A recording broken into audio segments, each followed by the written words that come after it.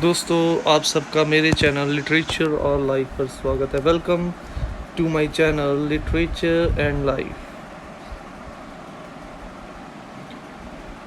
आज की इस वीडियो में हम लोग रविंद्रनाथ टैगोर के द्वारा लिखी गई poem Gitanjali, song 36 from Gitanjali, जो कि Gitanjali collection of poems Gitanjali में से ली गई है, उसका एग्ज़ामिनेशन पॉइंट ऑफ व्यू से लॉन्ग क्वेश्चन जो है वो डिस्कस करने जा रहे हैं। तो इससे पहले हम लोग क्वेश्चन को डिस्कस करें तो हम लोग थोड़ा सा रविंद्रनाथ टैगोर के बारे में जान लें। मल्टी टैलेंटेड पर्सनैलिटी थी, जो कि कवि भी थे, नाटककार भी थे, उपन्यासकार भी थे, पेंटर भी थे और म्यूजिशियन भी थे। और वो भारत के पहले ऐसे लेखक थे जिनको 1913 में नोबेल प्राइज़ फॉर लिटरेचर के साथ पुरस्कृत किया गया था, और वो पुरस्कार भी उनको इसी कलेक्शन ऑफ पोइम गीतांजलि के लिए दिया गया था।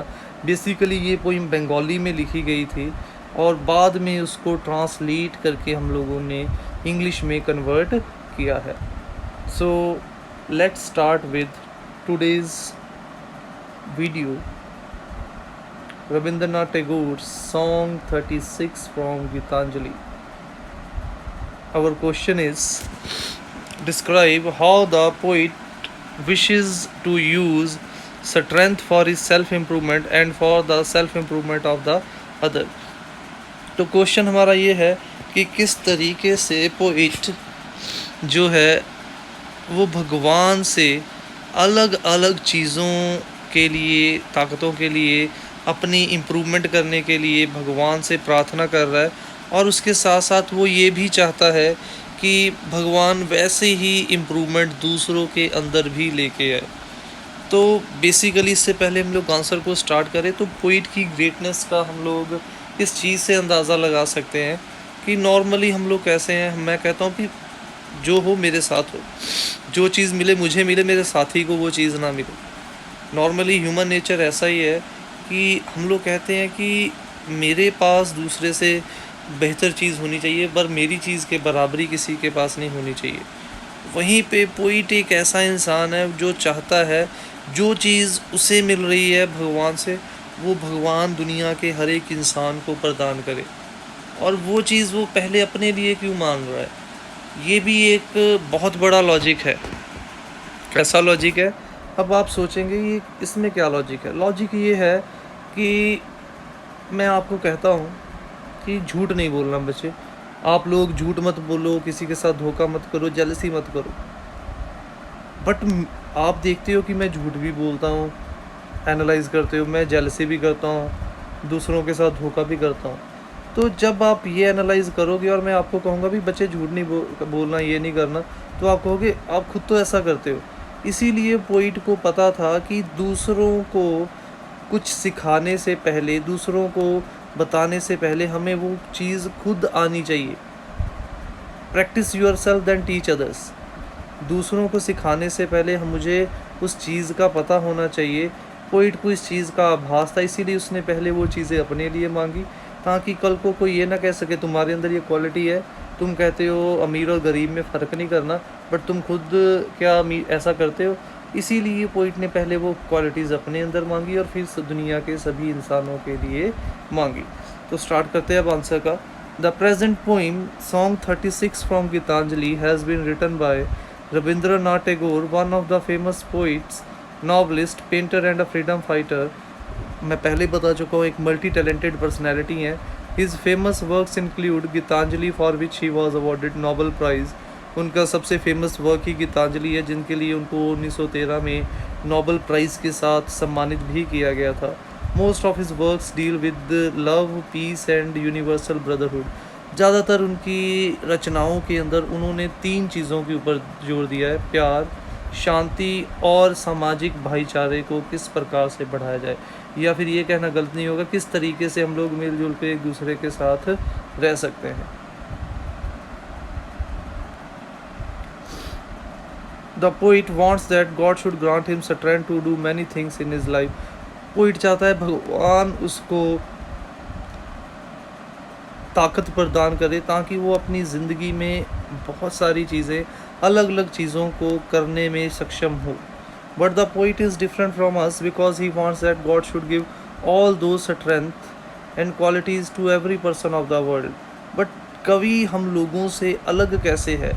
कभी हम लोगों से अलग इसलिए है कि मैं प्रार्थना करूँगा तो अपने लिए करूँगा, ज़्यादा से ज़्यादा अपने परिवार के लिए. बट पोइट यहाँ पे जहाँ पे अपने लिए, खुद के लिए प्रार्थना कर रहा है, वहीं पे वो दुनिया के हर एक इंसान के लिए भी सेम प्रार्थना कर रहा है. वो कह रहा है कि जो क्वालिटीज़, जो स्ट्रेंथ भगवान उसे प्रदान करे, वो दुनिया के हर एक इंसान को भी भगवान प्रदान करे. इसीलिए पोइट हम सब लोगों से अलग भी है.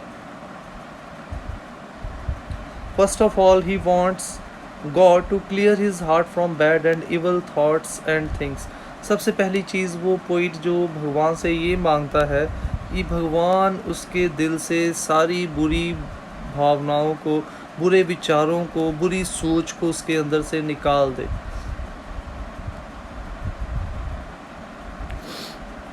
This is my prayer to thee, my Lord. Strike at the root of penury of my in my heart. तो पोइट चाहता है कि उसके अंदर जो आध्यात्मिक कमज़ोरी है, एज ए ह्यूमन बीइंग जो कमज़ोरी है, उसके अंदर जेलसी, ईगो या और ऐसी जो बुरी भावनाएं हैं, भगवान उसको ताकत दे. ठीक है, भगवान सिर्फ ताकत दे सकता है, उनको दूर करना ना करना हमारी बात है. भगवान उसको ताकत दे कि अपने अंदर से वो सारी ऐसी बुरी भावनाओं को निकाल के अपने दिल के अंदर शुद्धता और प्योरिटी को अपना सके या उन चीज़ों को अपने अंदर ढाल सके. Secondly, he wants strength to bear joys and sorrows with happiness.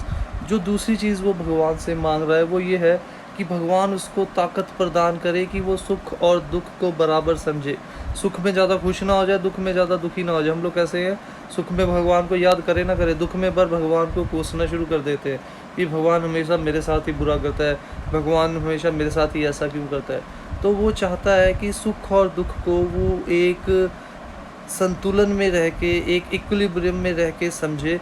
उसके वो सुख ज़्यादा ऊपर ना लेके जाए, दुख उसको विचलित ना करे. तो इस प्रकार से जो दूसरी चीज़ वो ये मांग रहा है कि उसके मन में स्थिरता है, वो सुख और दुख को बराबर समझे. Give me the strength lightly to bear my joys and sorrows. वो इस चीज़ की ताकत मांग रहा है कि वो बड़ी आसानी से सुख और दुख को ज़िंदगी का हिस्सा मान के उनको सहन कर सके. वो ये समझ सके कि सुख और दुख, उतार चढ़ाव, ज़िंदगी और मृत्यु ये हमारी ज़िंदगी का ही हिस्सा है. ये दोनों हमारी ज़िंदगी में ज़रूर आएंगी और इसीलिए वो चाहता है कि भगवान उसको ताकत दे इन दोनों पड़ावों को अच्छे तरीके से फेस करने की. In other words, he wants to get free from worldly tension. It is not wrong to say that he wants strength for his soul to rise above narrow thinking.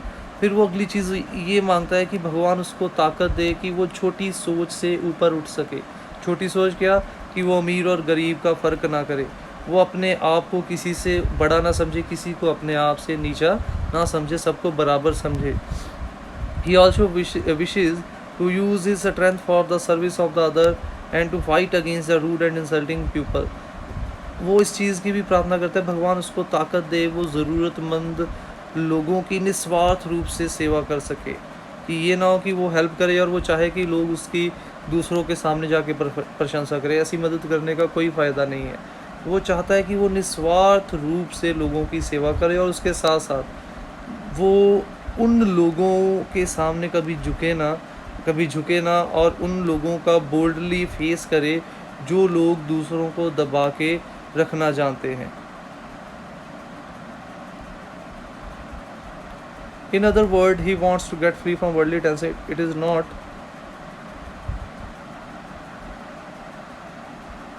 further he wants strength to help all the human beings. He wants that we must see all the human beings as equal.